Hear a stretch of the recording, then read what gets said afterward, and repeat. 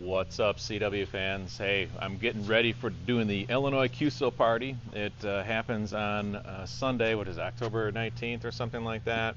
And figured right now it's Saturday, so I want to get an idea of how things are working. Ow, damn it. Just got stung by a bee. Huh, that sucks. All right, anyways, wanted to get an idea of how things are working, and this video is going to turn out to be a train wreck because the guy next door just started cutting his grass too. So getting in the truck here, I figured I wanted to give everybody an idea of what I'm going to do, what it looks like, and some of the prep that I do once I get everything hooked up. So I'll attempt to show you how that works, what that looks like, and what I'm going to be doing. So let's check it out. All right, we're in the DX Mobile, the big time DXer Mobile, and it's not really hard for me to get things set up. I usually keep this in my center console. So I took it out, put it up here.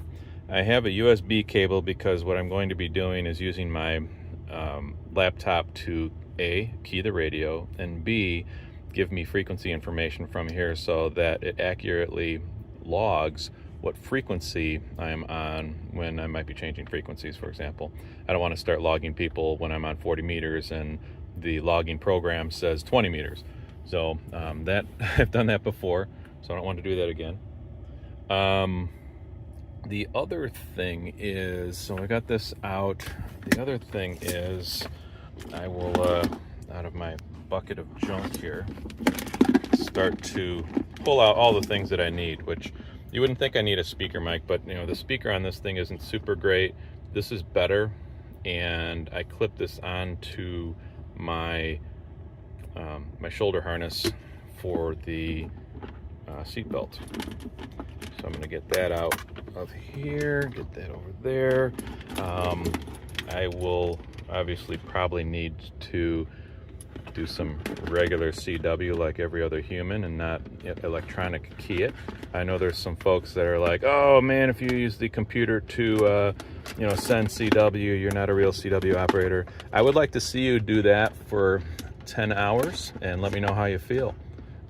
Most people that do make that claim have never done competition and long endurance CW. So in order to do that, it's really not, I have to say, it's really not a characteristic of whether you're good or bad at CW if you use an electronic keyer or computer to do the keying. This is a competition for QSOs and not a competition for who can endure the longest doing hand CW. Although I do that very often, and it's actually not very often that I do CW with a laptop in the car. For sure, it's like 90% I don't. It's only when there's a contest or something like that. So yeah, I'm gonna get all this stuff hooked up. I'm gonna make sure that I've got a little Anderson power pole connector here. So we got that. I'm gonna plug in this for the power because I'm gonna be operating for about, I don't know, 8 hours, something like that. Get garbage out of here. Let's see what else. Got to hook up my antenna because this port goes all the way into the back. As you see on some of my other videos, I've got a lot of stuff run all the way to the back so that I can support the amplifiers and all that other jazz. So that's kind of like what I'll do to start. Another thing that I end up doing is, let's turn this thing on and shut my overhead thing. So yeah, it is a 705, so Ray doesn't kill me. I'll start booting up my laptop here. And what you'll see on the laptop, I'm gonna plug in this USB cable here. There we go. So I pulled up N1MM, and let's see here. So I've got N1MM up here, and it shows it's giving me it's complaining about COM ports and all that other stuff. I have, what was this? The ARRL International DX CW contest that's still on the screen. I'm going to, I'm not sure if I can make this larger, no. I'm going to go to File, I'm going to do a new log in the database, and we're going to go through selecting the right stuff. I'm not sure if you can see this very well, but I'm going to go down here, and then I'll just type in Q. And it says QSO parties right at the bottom right there. I'm going to select that one, and then it brings me to the screen. Let's see if I can zoom in on this a little bit better. Get some of that glare out of there. And I'm going to start filling in all this information. The first thing I'm going to do actually is go to the Illinois QSO party, because that's what I'm going to do. I'm going to be single op, all band, low power. I'm going to, I'll do sideband and CW, why not? Because I might do some sideband, maybe, we'll see. I'm going to be mobile, that's a specific category. My cent exchange will be, that's a really good question. I think it's going to be 5.9, and then whatever county I'm going to be in. So I'll leave that blank for now and then come back to that, because I don't really remember what I'm supposed to put in here for the exchange, so hang tight on that. So it looks like I've got everything all set up. Associated files, I don't think we need anything special in here. Then I'm going to hit OK. Yeah, invalid cent exchange. Because yeah, we send in 599 and then the county, right? So that's going to change every time. So I'll just do 5NN for now, just so we can get moving along here, and I'll change it later. I'll show you how to change that later. You're entering this QSO party as an out-of-state participant. Okay, because your AWL section is Indiana. That's interesting. So, yes. So I'm gonna have to figure that out. Yeah, let me go back to the thing and figure that out. All right, I just wound up checking a couple of things with the Illinois QSO party rules. But anyways, I did get into the N1MM section here, which is cool. And a couple of things I wanted to check. So what I do is, because I don't use this very often, what I'll do is go into Device Manager, and I'll double check. I've got the USB cable plugged in to the laptop, and you can see there's a 705 serial port A and B. Looks like I've got COM6 and COM8.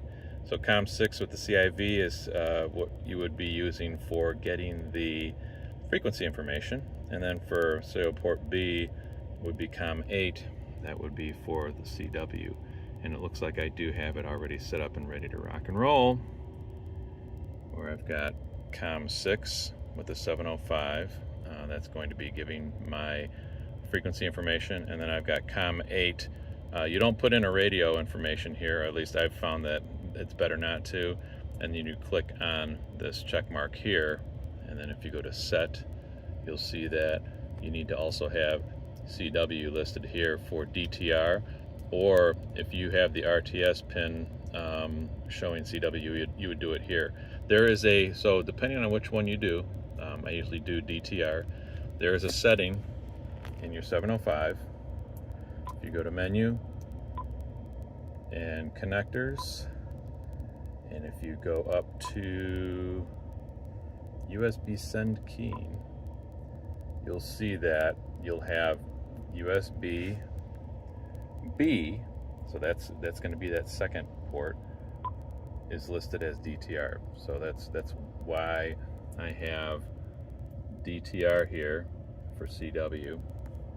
I've got USB B set to DTR to give me CW. You could make it USB A, which is COM6 in my case, but I want to have those separate. Seems like it works better for me.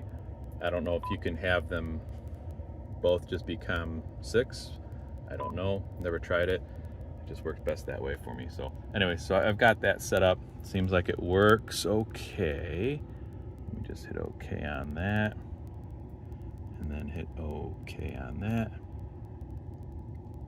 and there we go. All right, so it looks like it's getting frequency information. So we've got 14039, You can also see it up here, 14039.65, 14039.65. So frequency information is coming.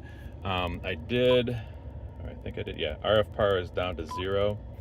So I was gonna try a couple of these, like if you just hit F3, it gives me a TU, right?